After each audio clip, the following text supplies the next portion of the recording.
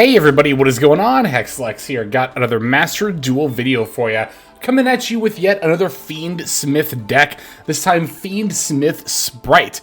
This is one of the builds that I talked about wanting to try out. This and like Orcus were like two of the big experimental Fiendsmith builds I wanted to take for a bit of a test spin. So the implications of what Fiendsmith can do for Spright are pretty obvious.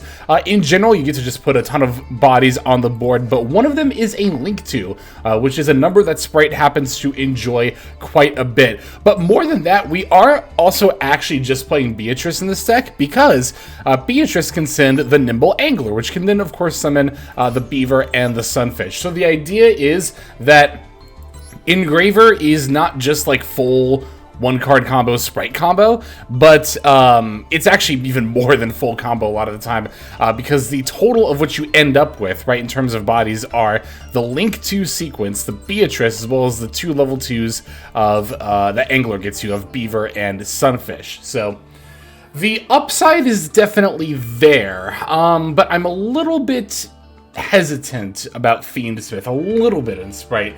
Another thing that I'm sure people are going to ask is, where's Azamina? There is a bit of synergy with the, oh, hang on, how do you spell her name? LZ? Yeah, as LZ, Azamina of the White Force being a level 2 monster. And of course, Azamina also just being pretty good in general for getting an extra negate on the board in addition to your dex combo line, right? But the main reason I haven't included Azamina is the same reason I'm a little bit hesitant about Fiendsmith in this deck, and also why I was not really enjoying Fiendsmith in Azamina White Force, and that's extra deck space. Fiendsmith eats 1, 2, 3, 4, 5, 6 extra deck slots by itself with an engine like this, and that's like barely what Spright can let you have, right? Like, even looking at this extra deck, the biggest card that I'm hugely missing here is Salamangreat Almirage, and you could even make an argument that playing this is more important than like the Zeus. Because if you open Dark Beckoning Beast, right, and then search out the opening, having the Almirage can often be very important when you're opening Dark Beckoning Beast. Especially if you, well, it's more if you already opened opening, right? Or if you have something like Nightmare Throne plus opening, then if your Dark Beckoning Beast gets negated, you can still just link it off for Almirage and then bring it back and then go into a sprint, and then that's full combo. So Almirage is definitely something that's lacking. I don't know. I think that if I tried to play the two Azamina fusions as well, at that point it's like we'd probably just have to cut Beatrice, which is like, I mean, yeah, there's still a point, I guess, to playing Fiendsmith, but it becomes a little bit more diluted. And we might even have to cut something like Zeus or Appaloosa at that point, which I'm really not trying to do. Yeah, the Fiendsmith engine could potentially get you into a 3-minute Appo if you really wanted to before you do Spright plays, but that's not really as great. A lot of the time it's again going to be like the Sequence plus the Beatrice, or even Sequence plus like Desiree is still, you know, you have a Link 2 on the field, right? So if you have like a red in hand, for example, you could then just special it and then go into full combo. One weakness I see about Desiree, everyone's like, Hex, why don't you summon Desiree more often? It's an Omni Negate. It's not an Omni Negate because it only negates cards in the field. I really don't like making Desiree turn 1 if I don't have Nib protection already, because this card cannot stop Nibiru. Which is another drawback, I think, of playing Fiendsmith and Spright. A lot of times in Spright lines, you can make Gigantic before you get to your 5th summon, and then your combo is Nib-proof. Whereas with Fiendsmith, you're kind of just playing into Nibiru a lot of the time. Now, of course, you might make the argument that, like, oh, but Hex, if you played Azamina, you wouldn't have that problem. In hands where I can open it. And again, at that point, we're looking at lack of extra deck space. We're going to have to be playing a 60-card deck at that point. Here's another thing I actually don't really like about this build, although this one is a little bit more solvable than some of the other issues. I'm not a big fan of the Nimble engine. I'm really not when it's this small. Because even if you open just one of these cards, now all of a sudden Milling and Angler only gets you one body, and it's just really not worth it at that point. It's definitely not worth it with Sprend. You'll just end up with the same amount of bodies total anyway, and it really just doesn't become as worth it with Beatrice. Now, the alternative that I've often played in Spright variants is Hero Kid. You could, in theory, just use Beatrice to send Hero Kid, and then link the Beatrice and the sequence into Elf, bring back Hero Kid, but that just doesn't get you quite as much as what Beatrice milling the Nimble Angler would get you. Yeah, I don't know. It's like pros and cons, but I will say the cons of playing such a small Nimble package, even in a 42-card deck, I think are a little bit too great. So things I would change about this deck moving forward. Replacing Nimbles with Hero Kid, I'm definitely going to do that. I'd like to try Azamina. I almost want to try Azamina instead of Fiendsmith, but that feels a little bit weird. I really do want to keep testing Fiendsmith. I mean, the advantages are obviously there, but like for as obvious as it might seem, I'm actually not that convinced, frankly. Like I said, I'll keep doing testing, and once I come up with some more conclusive results, I'll definitely make a follow-up Spright video that may or may not even have Fiendsmith, let alone Azamina. We'll have to see how things play out here. But, yeah, I think for the time being, let's just go ahead and break this list down card by card, and then we'll get to some of these games that I played while testing this build. So for this build, we're on 1 Feeble Lurie, 1 Effect Veiler, 3 Droll and Lockbird. This card's actually very good in Spright in general. Like, obviously it's really good in this meta in general, but Spright can very often just play through Droll, so definitely want to main a playset of that. But we got 1 Nimble Sunfish, 2 Maxi, 1 Nimble Angler, 1 Nimble Beaver, 2 Dark Beckoning Beast, 2 Spright Blue, 2 Spright Jet, 2 Spright Red, 1 Spright Carrot, 3 Ash Blossom Enjoy Spring, 3 Molcharmy Fuelos, 2 Fiendsmith Engraver, 1 Fiendsmith's Tract, 2 Nightmare Throne, 2 Opening of the Spirit Gates, 2 Call by the Grave, 1 Crossout Designator, 3 Spright Starter, 1 Spright Gamma Burst, and then 3 Infinite Impermanence. That's going to be our main deck. For the extra, we're on 1 Fiendsmith's Lacrima, 1 Fiendsmith's Desiree, 2 Gigantic Spright, 1 Beatrice Lady of the Eternal, 1 Divine Arsenal Awe, Zeus Sky Thunder, 1 Fiendsmith's Requiem, 1 IP Masquerada, 2 Spright Elf, 1 Spright Sprend, 1 SP Little Knight, 1 Moon of the Closed Heaven, 1 Fiendsmith Sequence, and finally 1 Appaloosa Bow of the Goddess. There is our list. Let's check out these games. Okay, I'm going to start off with a pretty back-and-forth game against Tenpai of all decks. This will be a 5-turn match against Tenpai we got here. Naturally, we're taking the first turn. I think we lost? No, we won this coin flip. Okay, we have another game against Tenpai. That one, I think we lost it, but pretty solid opening hand here. We get to lead with normal summon Spright Red. Our opponent's going to immediately throw out the Maxi, for which we thankfully have the Crossout Designator. Yeah, Maxi, as soon as you see the first normal summon to Spright, is definitely a good time to do that, as another one is definitely coming from the hand. Here we get to Jet for starter. I can then also activate starter to special summon Blue, and then we can use Blue to add and then subsequently special summon Carrot. This is great because now all the further comboing is done under monster and spell trap protection. We can then link into Spright Sprend. If you're playing Sprend with either the Nimbles or Hero Kid, you'll want to summon Sprend and then use it to make Gigantic. Don't make Sprend and then, or don't make Gigantic and then Sprend, because the problem is that your Sprend is going to be left in the EMZ, and Sprend, much like Elf, I'll show you here. Oh, it's under Gigantic. Sprend cannot be used as League material the turn it is League summoned, the same clause that Elf has. So yeah, if you go Gigantic and then Sprend, you won't be able to put Elf in your EMZ because your Sprend will be stuck up there. So make Sprend first and then use it to make Gigantic is generally the way to do it. But pretty typical Spright end board here. Elf, IP, Carrot, Red. Can't ask for too much more than that. Opponent's going to go for an Upstart Goblin as their first card here. I should mention, actually, my opponent is particularly on the Sky Striker variant of Tenpai, which we saw Mr. PLJ pilot in the viewer special earlier this week. Okay, so they're going to try to throw out a Fuelos here, and I'm just going to use my IP Masquerada now, and I'm going to go into Appaloosa. I actually usually go into SP Little Knight. I try to save my IP for well-opportune Little Knight, but here, in order to play around Fuelos, because I know my opponent's on going second deck either way, I'm just going to go into the Appaloosa. They have a Feather Duster for the face down, that's fine. Lightning Storm also fine here. The only thing it destroys is the Spright Red, because remember, the Appaloosa was made using IP Masquerada, so it gets to dodge that. They're finally playing a Triple Tactics talent, or Thrust rather, of which we can negate with the Carrot. Obviously, given all of like the accessories and the cards they've played so far, I was operating under the assumption that it was Sky Striker. Thankfully, it's Tenpai, not a sentence you hear too often, because I can just use the Appaloosa Negate against the Hydra. If it had actually been Sky Striker and they just had like an engage there, that would have been very rough for me. There have been a lot of games where I would not have done too well at that point, but here we still have that starter that we add off the jet that we summoned off Elf on our opponent's turn. We can use that to grab blue. Blue effect can grab us a jet.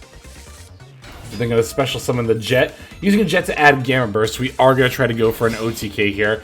I can normal summon the Fuelos, link it off with the Spright Carrot in order to summon the Elf. Going to go Elf F in order to bring back the Spright Red. We can then overlay the Elf with the blue. Actually, you know, I think that was a little bit of a misplay. Because my opponent controls a monster, shouldn't I have used Elf to revive my... like a link to, like IP Masquerena, and then overlaid that with the jet, because I brought back blue, right? Then I could have Elf 3200 Gigantic, which this one is 3200, but I could have Elf 3200 Gigantic and red instead of 3200 Gigantic red jet. That would be a little bit better, yeah. But we have the Gamma Burst, and by my calculations, this should be exact lethal, so we should be all good anyway. Unfortunately, my calculations were off by 100, so they're actually still alive here. And yeah, me having Elf would have absolutely mattered for getting that extra 100 damage in. So I'm like, alright, I guess I'll make Little Knight banish Hydra and hope they don't top deck something scary. But we have Little Knight, we have red. I was mostly, again, worried about the Sky Striker stuff, like an engage here. But thankfully, all they have is Raigeki. I can dodge this with the Little Knight, or at least for their Little Knight and one of my 2 Spright Reds, thus minimizing the impact and allowing me to still have guaranteed lethal on the follow-up turn. Although literally any monster top decked, even Fabled Lurie, would have been enough to do it anyway. So yeah, we even finished them off with the Lurie for a little bit of BM, I guess. I don't know. My whole thing was, I was just more like, I wonder how often Fabled Lurie actually gets to attack for lethal. You know what? Let's add to that statistic. So, there we go. There is our first duel there. Didn't open any Fiendsmith stuff, unfortunately, so didn't really to show that line off, but still a pretty good game, nevertheless. But let's go ahead and take a look at the next one here. Here we have another game against Tenpai. You know, I was looking at some stats, and it seems like Tenpai is not only still one of the more popular decks on ladder, but also still actually one of the more successful ones, even after the introduction of Fiendsmith and Azamina. I mean, don't get me wrong, Fiendsmith, Azamina, Snake Eye is just the best deck of this format, but Tenpai is like not that much worse than you might think. Anyway, leading with the Fiendsmith's tracked here to bait, and it was successful. Going for normal summon jet, special summon the other jet for starter. Starter for blue, we can blue for red. Having that protection up from hand traps is so nice. Yeah, so that way we don't get nibbed as we try to go for Fiendsmith stuff. Oh yeah, here I was going to try to go for Fiendsmith stuff to actually show it off for a video, and then I was like, oh yeah, I played starter, oops. So we kind of just wasted the jet body for no reason here, but I mean, it is a big deal. I was going to say it's not that big of a deal, but it actually kind of is. My opponent actually has Phantasme, which surprised me. And then they DD Crow'd the Sprend. I don't know if they thought this would negate it, but it doesn't. So we negate and destroy their Fantastical Dragon Phantasme. Sprend still resolves, dumping the Angler and summoning 2 level 2 bodies, which of course means we can still continue to combo here. Alright, going for the Gigantic. Gigantic effect for Carrot. We can then link it to Elf. And then I think here Elf's going to bring back red, and then I passed, deciding it was best to end on a monster and spell trap negate.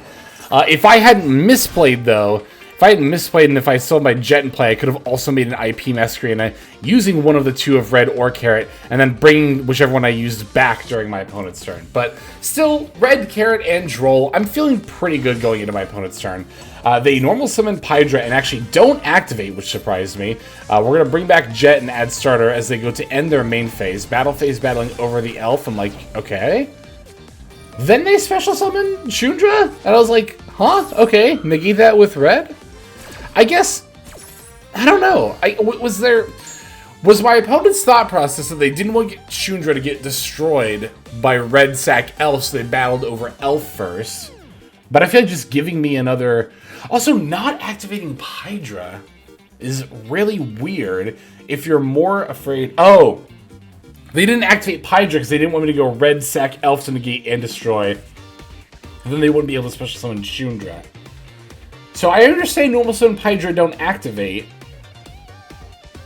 I don't know. I struggle to figure out the rest here, though. But anyway, our opponent's just going to concede at that point. I think the real answer is there probably just wasn't a way around my negates at all there.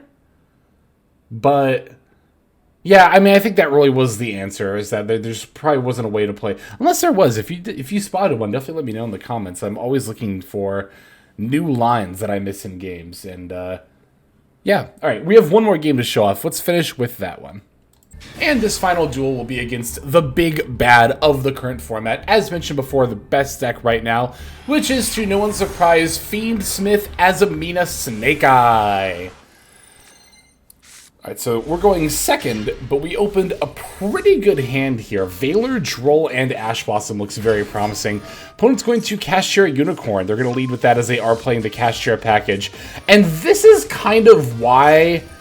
like, this is one of the big reasons why I'm not a big fan of the cash package in Fiendsmith Azamina Snake Eye. Like, you're already so weak to Droll. I feel like this just opens yourself up to getting Drolled more often. I don't know. Maybe I'm wrong about that. Anyway, they're going to Unicorn to eat my Fiendsmith's Requiem. With this hand, I really don't care at all. That's completely fine. Then normal summoning Foolos. They're going to link into Move the Closed Heaven going for Fiendsmith's Requiem. When they activate the Requiem effect, I decided to Ash Blossom here, because they're already under Droll. I don't know how many opportunities to use Ash I'm going to get. They have a Crossout as a meter for that. Well, I was going to say I'm surprised they didn't cross out the Droll, but they're just not playing it, which I think is a little bit of a misplay. Like, for Fiendsmith Azamina Snake Eye, you should be playing, and I wasn't playing Droll either, but I will now. You should be playing at least one Droll for your Crossout, right? I would think so. Anyway. Birth, bring back Unicorn. Engraver and Unicorn are going to make the sequence. They go to activate sequence. We're going to Valor that. Don't need to deal with a Desiree or even a rank 6 or anything like that. This don't need any extra bodies to have to deal with here. Alright, they do end up bringing back the Engraver by putting back the Requiem here. But I think they're going to pass after that? Yeah, that's all they got after, besides a face-down card, so... Alright, drawing for turn, we're getting one of those Nimble monsters, really not ideal. See, that's the thing, right? Like, with Hero Kid, this is actually an instance where Hero Kid would have been so much better than a Nimble monster, because I could discard a Hero Kid for opening, and then bring it back with Elf later to get 2 more bodies, right? Yeah, I really think I'm just going to take out the Nimbles for Hero Kid. Like, I really think you got to be playing a 60-card Spright deck to justify playing the small Nimble package.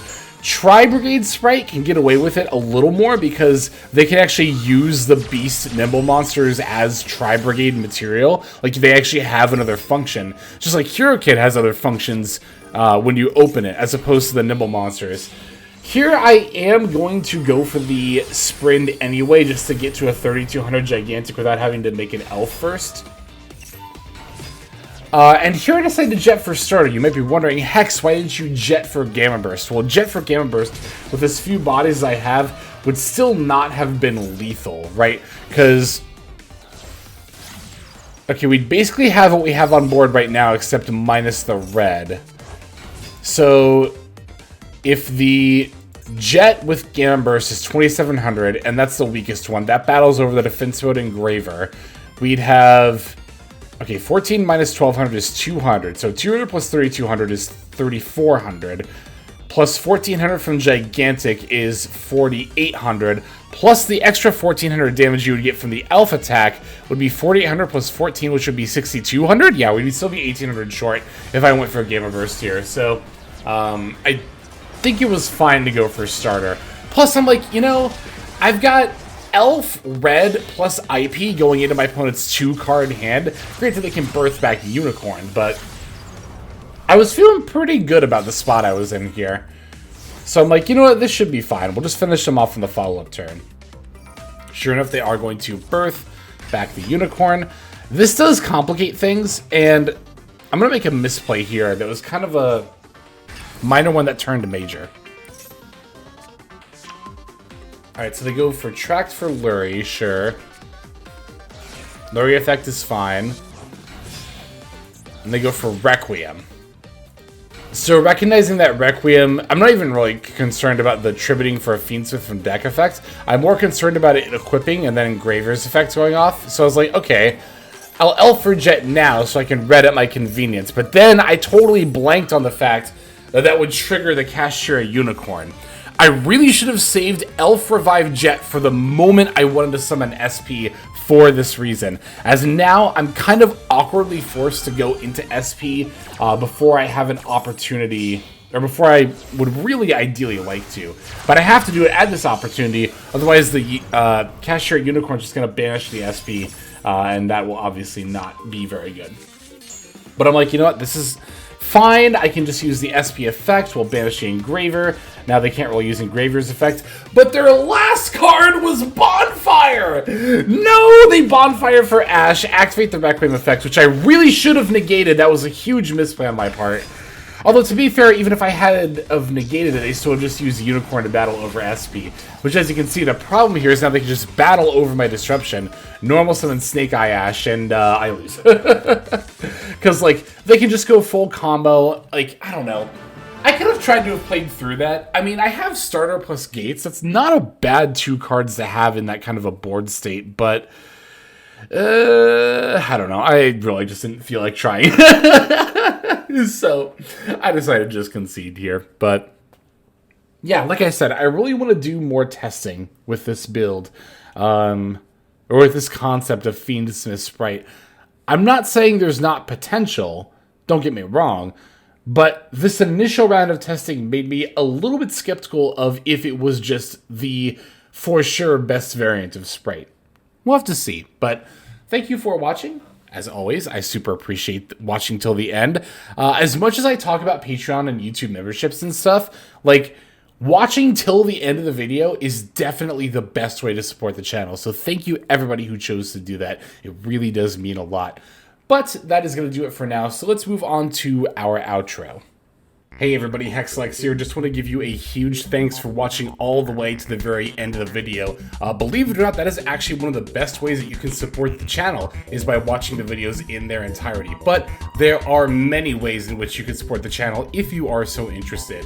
The names that you're seeing on screen here, I gotta give an extra special thanks to, because these are people who have chosen to either become a member on YouTube, which if you're interested you can do as well via the join button next to the subscribe button down there, or have signed up over on Patreon and become members there. Link to that is going to be in the description below.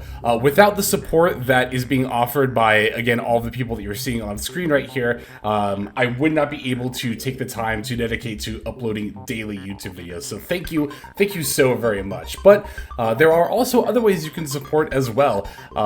Again, link to the description below. If you like my deck tracker that you'll see in a lot of my videos, the Untapped Companion, you can download that for free, and if you use my affiliate link down there, then that also goes a long way towards supporting the channel. That's, again, free. So is subscribing here on YouTube. That's also free and a huge way to support. You can also check out Twitch, once again linked in the description below. Following and subscribing over there will not only support as well, but also give you notifications of when I go live if you want to catch some of the live streams. But really, no matter how you choose to support, it all adds up, and it all definitely means the world. So thank you, each and every one of you. For now, this is Hexlex. I'm going to be signing out. But more than that, I'm hoping that you have a fantastic day.